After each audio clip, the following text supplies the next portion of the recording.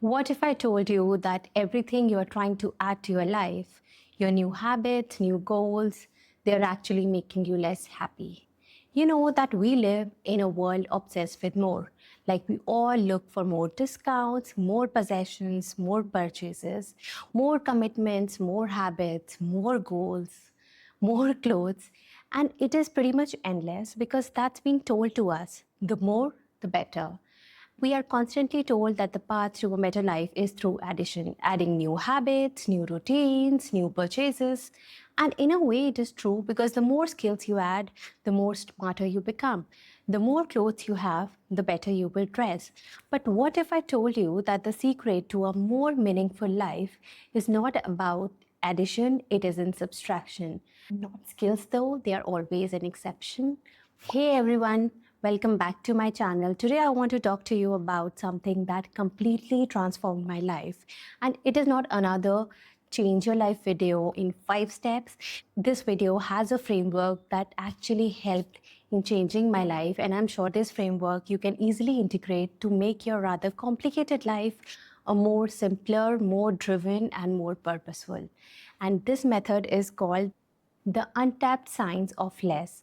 Lydie Klotz is a professor of engineering and architecture at the University of Virginia. In his book, he delves into the idea that our natural inclination is to add when solving problems. And over the past year, I have experienced how powerful this can be. When you simplify things rather building it up with more, you create space for what matters. And today I'm going to share the 5 key areas where created more value in my life than addition ever could. And I'm sure it's gonna do the same for you. And we will here dive into research and practical advices to help you apply this method into your life. So yeah, let's go. First is create space for what matters. You need to know that every area in your physical environment serves a purpose. Your bedroom is to sleep, your study is to work or read, and you need to figure out what is making you not achieve that purpose. Maybe you're not sleeping well because your bedroom doesn't have a cozy vibe. And maybe you are too distracted with a lot of stuff in your study and you're not able to focus on your work. And personally, I used to be a collector. I always liked to add new items to my home because I thought they would make me happier or my life more convenient.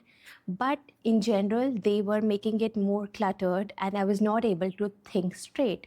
But research tells a different story. According to a study published in the Journal of Consumer Research, an abundance of possessions actually creates what researchers call a material constraint, where our belongings start to own and rather than the other way around.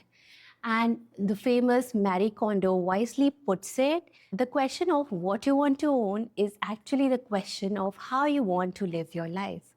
So practically next time you think of adding something to your house or your environment, understand, is it solving the purpose or is it another clutter you might not need? And you can simply try these steps. You can start with items you clearly don't need or use, and you can make a 1 year rule box. If you haven't used it in 12 months, it has to go. And you can also create a maybe box where you can put in items about which you're unsure that go into storage for 90 days. Whenever you try to make a next purchase, always ask this question to yourself: does this add more value than the space it occupies? And today, after applying this method, not only does my space feel more peaceful, but cleaning is also easier. I spend less time looking for things. Find your attention back by digital minimalism. Between social media, emails, news, streaming, and countless apps, our attention has become increasingly fragmented.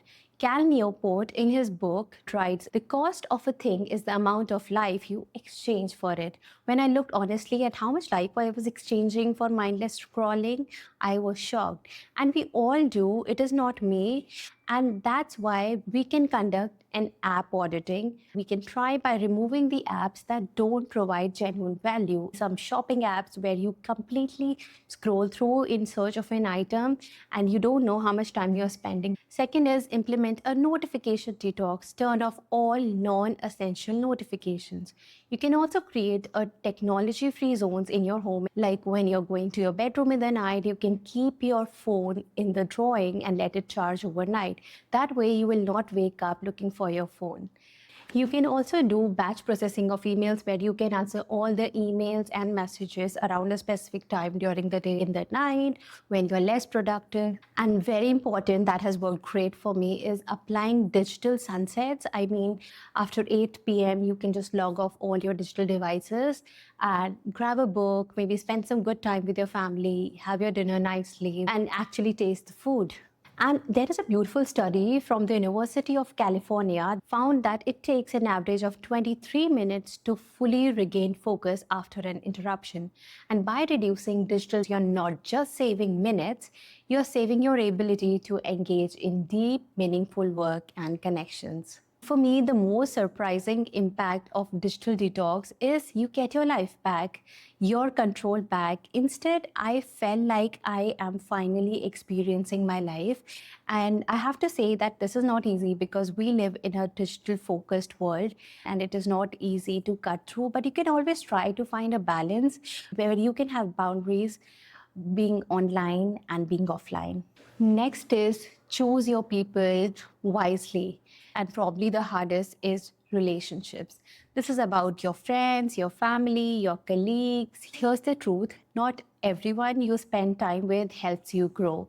Some people are stuck with the version of you used to be, and spending too much time with them can actually drain your energy. Jim Rohn said it best, you are the average of 5 people you spend your time with, and think about that for a second. Your closest circle really shapes who you are. These are your friends, your colleagues, your family. You're constantly extracted something from them. How would you do a relationship refining? And I'm not just saying that you can coldly cut off. No, that's not right. Here's what you can actually do.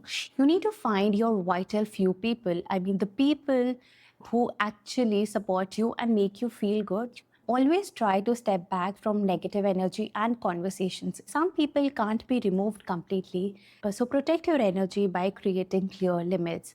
Robin Dunbar found that humans can only maintain around 150 meaningful relationships, but just 5 to 15 are really close. And that means quality always beats quantity. When I implemented this method in my relationships, I understood that my friendships and family connections became stronger and I had more energy to really enjoy those relationships. By saying no to the wrong energy or the wrong people, I created some space for the right people and the right version of myself, because you're actually giving space to people that matter and your future self would be proud of to have those people in life.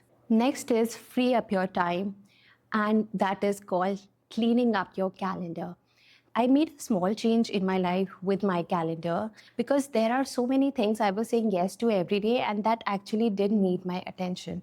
And being your own boss, it is not easy because you're always working.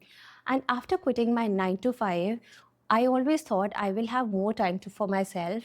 And that didn't happen. Actually, I was working all the time because there was a looming pressure of producing something, creating something, and rest was not a luxury. I used to think that being busy meant I was important or productive, but the truth is, too many things on your calendar just make everything stressful. And let's be honest, to build a dream life, hard work and smart work is the only combination. I did this little tweak that gave me so much time back to myself that I really needed to feel myself. And this is how I actually fixed it. You need to look at your schedule. You need to check everything you do every week. Do I really need to do this? Can I minus this step from my calendar? Can I minus this work from my calendar? Also, make sure you have buffer days where you can leave some empty time in between busy days so you can rest and do some fun stuff like play with your child, meet up friends, and go for some sport. Having breaks between tasks actually help you improve focus and creativity when you resume your work back. There is a very interesting quote from the book Essentialism: if you don't prioritize your life, someone else will. And now, after doing this for 2 months, I have more energy, I enjoy my work and hobbies, and I can have some great time with people I care about. Everything feels lighter, happier, and I'm pretty content in my life right now. The final area, and I would say the most profound area, is mental minimalism. Our minds can become cluttered with, limiting beliefs and outdated narratives that don't serve us anymore, but we keep on looming in that cycle. The primary cause of unhappiness is never the situation, but your thoughts about it. All you need to do is simply implement a daily thought dump exercise, and it is not a morning ritual. You can do it at any time of the day, maybe night, in the afternoon. And having that 3 to 5 minute ritual is a free therapy you can give yourself every day. There are always a lot of thought loops that you have because your mind is constantly working, but those thoughts drain your energy. So you need to be aware that what thoughts are draining you and how and what solution you can implement. There is a Harvard study that found people spend almost 47% of their waking hours thinking about something other than what they are doing. That is why having a mental space for creativity and having the situation of being present is the best thing to follow. Here you have it, the 5 methods that can help you to optimize your life by decluttering physical possessions, digital minimalism, and refining your relationships and having a mental space for creativity. You can do much better and have a life of optimal quality. You need to understand that sometimes having less is actually having more. So, yes, I would love to hear from you which area would create the most value in your life right now. And let me know in the comments below. If you found this video helpful, please consider subscribing. And I create videos around little life lessons and framework that can actually help optimize your life and make it more meaningful. I'll see you in my next